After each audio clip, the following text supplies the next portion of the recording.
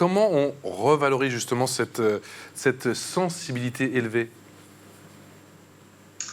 Eh ben, tout d'abord en montrant beaucoup, c'est la vocation aussi de l'observatoire, hein, c'est de montrer les aspects plutôt positifs de la haute sensibilité, parce que c'est vrai qu'on parle beaucoup de gens qui s'en plaignent, et c'est normal, hein, parce que les personnes qui s'en plaignent ou qui le vivent très mal, et puis on vit dans un environnement qui n'est pas propice à la haute sensibilité souvent, hein, que ce soit dans les contextes professionnels, mais déjà les contextes scolaires. Donc c'est vrai que forcément ça va apparaître dans le débat public plutôt dans les aspects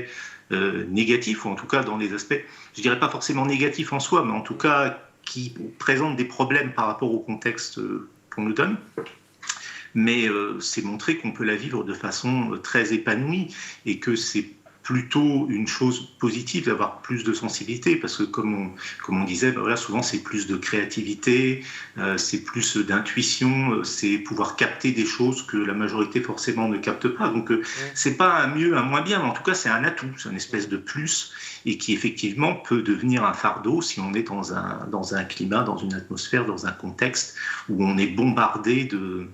on parlait des sens, parce que l'hypersensibilité, la haute sensibilité, elle est sensorielle et émotionnelle, oui. Et donc ça peut être aussi bien des agressions émotionnelles que sensorielles qui gênent l'hypersensible et qui le font vivre mal dans certaines situations.